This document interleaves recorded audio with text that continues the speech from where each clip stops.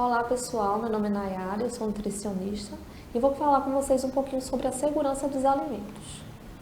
O que seria um alimento seguro? Um alimento seguro é aquele que não contém agentes ou substâncias nocivas em quantidades que possam vir a causar danos à nossa saúde, à saúde do consumidor. O que seriam essas substâncias nocivas? Seria o que a gente chama de perigo nos alimentos. Eles podem ser de três tipos. A gente pode aí ter o perigo físico, que é como, por exemplo, o vidro, a madeira, o osso, o brinco. São itens que a gente não deve encontrar nos alimentos. A gente tem o perigo biológico, que são aqueles que a gente não visualiza a olho nu, a gente só consegue enxergar através do microscópio. Então, a gente tem os micro-organismos, vírus, bactérias, parasitas, e o perigo químico, que são produtos de limpeza, desinfetantes, detergentes, inseticidas. São os três tipos de perigo. Então, ao manipular o alimento, a gente precisa ter boas práticas, para que a gente não tenha esses perigos nos nossos alimentos, o perigo físico, o perigo biológico e o perigo químico. Por quê? Porque quando a gente obtém algum desses perigos nos nossos alimentos, a gente pode ter aí o que a gente chama de doenças transmitidas por alimentos. O que seriam essas doenças? Ela é provocada realmente pelo consumo de alimento ou água contaminado. Então, ocorre aí quando os micro-organismos que são prejudiciais à nossa saúde, como vírus, bactérias, parasitas, ou quando substâncias tóxicas estão presentes no alimento. E aí, quando a gente tem essas doenças, quais são os sintomas? Vômito, diarreia, dores abdominais, dor de cabeça, febre, alteração da visão, olhos inchados. Isso dependendo da doença que a pessoa foi acometida. E aí, quem é que pode ser acometido por essas doenças que são transmitidas pelo alimento? Adultos sadios, que a maioria das pessoas. E o que acontece? Quando a pessoa é acometida, que a pessoa sadia é acometida por essa doença transmitida pelo alimento, geralmente esses sintomas que foi falado anteriormente, ele pode durar poucos dias, e pode nem deixar nenhuma sequela.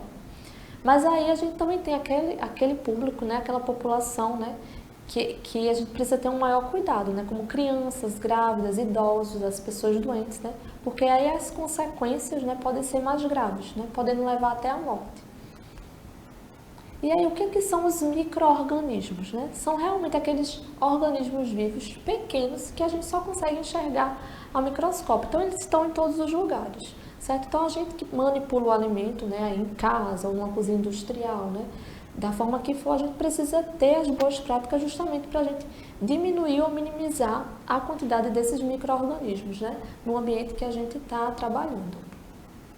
E onde encontramos esses micro-organismos, Esses micro-organismos, eles são amplamente distribuídos, podem ser encontrados aí, tanto no solo, na água, nas pessoas, nos animais, nos alimentos e até flutuando no ar.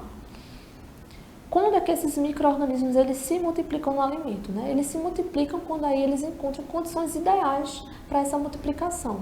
O que seriam essas condições ideais? Quando ele encontra nutrientes, umidade, temperatura adequada para se multiplicar. Então, aí nessa figura, o que a gente pode observar? Um micro-organismo que está presente aí no alimento e dentro de 1h30 houve a sua multiplicação, houve uma multiplicação muito rápida desse micro-organismo, justamente por condições ideais dessa multiplicação, que seria o quê? Os nutrientes, a umidade, a temperatura do ambiente. Então, para causar doença, é preciso que esses micro-organismos eles se multipliquem nos alimentos até atingir números elevados, Então, a gente sabe aí que um micro-organismo sozinho ele não vai causar a doença, Mas se ele tiver condições ideais naquele ambiente para se multiplicar, ele vai aí atingir números elevados e ele pode vir sim a causar alguma doença, Então, aí o que a gente observa, por exemplo, quando as condições do alimento, elas são ideais para os micro-organismos, uma bactéria ela pode se multiplicar em 130 mil em apenas 6 horas. Certo? Então, é muito rápido. E aí, os micro-organismos prejudiciais à saúde, eles geralmente se multiplicam em temperaturas ideais. O que eles gostam? É a temperatura que a gente chama de zona de perigo, que vai da temperatura de 5 a 60 graus. Então, eles preferem essa temperatura. Então, a gente tem aí dois tipos de micro-organismos. A gente tem os micro-organismos bons, que são aqueles que ajudam durante a produção de determinados alimentos e bebidas, como queijos e iogurte. E a gente tem aqueles maus, né? Os micro-organismos do mal, que são aqueles que são os patogênicos, né? Que são aqueles causadores de doenças. Eles geralmente, quando presentes no alimento, podem aí alterar o cheiro do alimento, a aparência, o sabor, né? E são muito perigosos e precisamos sim tomar muito cuidado com eles para a gente não adoecer. Né? São invisíveis, como eu já tinha falado anteriormente, a gente não consegue enxergar olho nu, mas se multiplicam facilmente e muito rapidamente, né? Se a gente tiver aí condições ideais. Então, se ele encontrar condições ideais, né? Como alimento, água e calor naquele ambiente, ele vai se propagar e se multiplicar muito rápido. Mas aí, felizmente, apesar desses micro-organismos eles serem realmente assustadores e fortes, eles podem ser evitados, né? E aí a gente tem 5 chaves para a gente se livrar desses micro-organismos. A primeira delas é manter a limpeza, né? O que seria isso, né? Manter a limpeza para prevenir a contaminação do micro-organismo, né? Pois eles podem ser transferidos de um lugar para o outro de nossas mãos, né? Dos nossos utensílios, das nossas roupas. Porque, como eu falei, né? Os micro-organismos eles estão em todas as partes, né? Estão no solo, estão nas pessoas, né? Estão em todos os ambientes.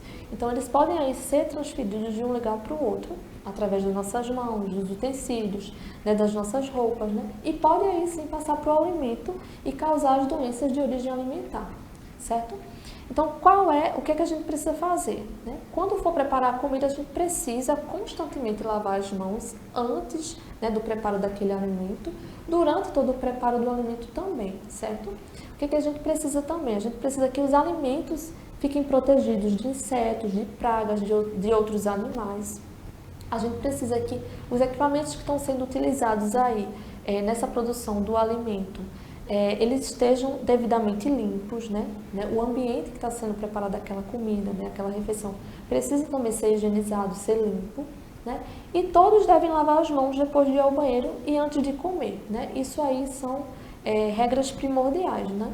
Então essa é a primeira regra que a gente precisa ter, que é manter a limpeza. A segunda regrinha seria separar os alimentos crus dos cozidos, né? O que seria essa separação? Para que a gente evite o que a gente chama de contaminação cruzada durante o preparo do alimento, né? E do armazenamento. Então, a gente sabe que ali, por exemplo, durante a preparação da refeição, né? Você não pode utilizar a mesma tábua que está utilizando para o corte de carnes para utilizar para o corte de um alface que você vai consumir cru, certo? O indicado é que realmente a gente utilize utensílios, né?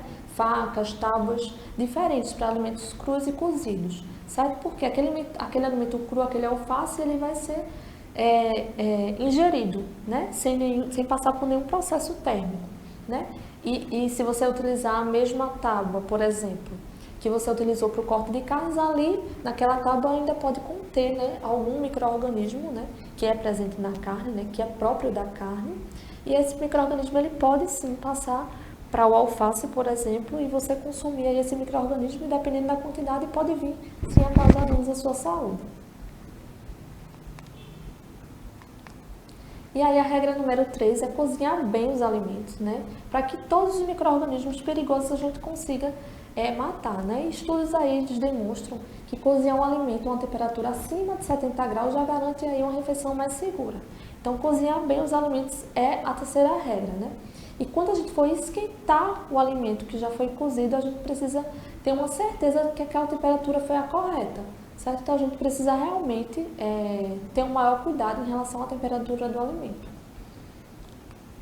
E a regra número 4 seria manter, né, o alimento em temperaturas seguras, né? Porque a gente viu que um dos itens, né, para a multiplicação dos micro-organismos seria a temperatura, né? Então, se ele encontrar temperaturas ideais para sua multiplicação, né, ele vai aí se multiplicar rapidamente no alimento. Então, manter os alimentos em temperaturas seguras seria nossa quarta regra, né? Então, os micro-organismos, como eu falei, eles se multiplicam depressa no alimento, né? Se tiver realmente uma temperatura ambiente, né? Nem muito quente, nem muito frio, porque como a gente viu, tem aquela zona de perigo, né? De 5 graus a 60 graus, são as temperaturas que eles mais gostam, né? E aí, para dificultar ou até mesmo evitar essa multiplicação dos organismos, né? A gente tem que manter o alimento bem gelado ou bem quente, certo? Então, a gente tem que sempre manter eles nessas temperaturas mais seguras.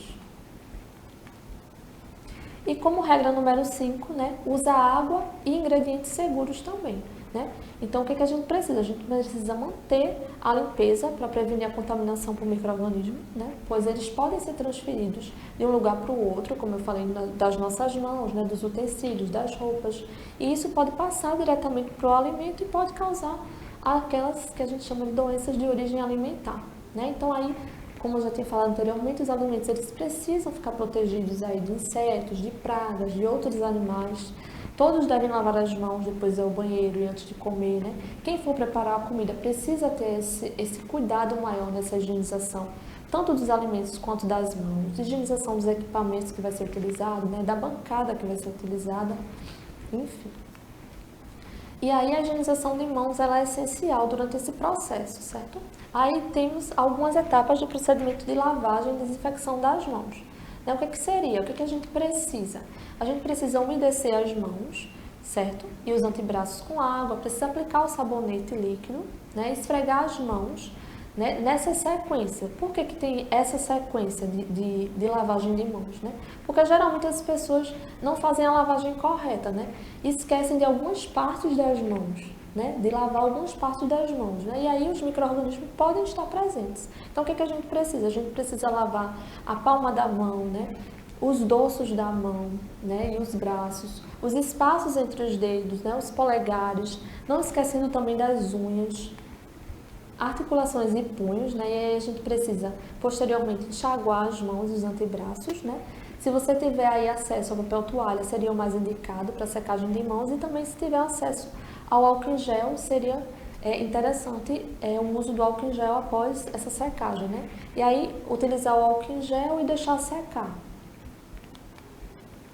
E aí, quanto tempo a gente deve durar essa lavagem de mãos? De 40 a 60 segundos, né? Para que a gente tenha todas essas etapas. Então, a gente não vai lavar só a palma da mão, né? E o dorso da mão. A gente precisa realmente lavar todas essas partes, né, da mão, porque aí pode ter, sim, micro-organismos, né? Essa figura demonstra as partes mais esquecidas, as partes que são frequentemente esquecidas e as menos esquecidas durante a lavagem de mãos. Então, o que a gente pode observar? Essas partes que estão em rosa, né, que estão em destaque aí rosa, são as partes que são mais esquecidas da lavagem, que é justamente aonde? Entre os dedos, né, o polegar e as unhas. Né? Então, a gente precisa sim, né, principalmente essa parte das unhas, que a gente sabe que pode conter sim resto de alimentos, né, e consequentemente a gente também tem os micro-organismos. Então, a gente precisa fazer essa higienização correta das mãos. E aí um estudo demonstrou aí que em cada centímetro quadrado da nossa mão ele pode conter até 1000 bactérias, né, em média. Né? E que lavar a mão corretamente, né, ela pode aí reduzir cerca de 43% do risco de doenças diarreicas, né? E reduz 16% do risco de doenças respiratórias. A gente tem aí como exemplo a Covid, né? Foi sempre indicado muito a lavagem das mãos justamente por conta disso, né? Nossa mão ela é uma via aí contaminante, né? E a gente pode sim ter muitos micro-organismos nela. O que é que foi visto também no estudo? Que a cada 4 pessoas que vão ao banheiro, 3 não higienizam as mãos, né? Foi visto que a gente precisa ter um cuidado maior em relação ao espirro, né? Então, se você está cozinhando lá na sua cozinha, né, e sentiu vontade de espirrar, espirre longe dos alimentos, né? Não utilize a mão. Se utilizar a mão, faça essa lavagem da mão, porque a gente sabe que a nossa saliva ela é riquíssima em bactérias, né? Outra questão também é que os vírus, fungos e bactérias são os principais moradores das notas de dinheiro. Então, durante a manipulação do alimento, a gente precisa, sim, não manipular notas de dinheiro, né? Não é o indicado. Né? E se houver manipulação, lavar as mãos antes de retornar à manipulação do alimento.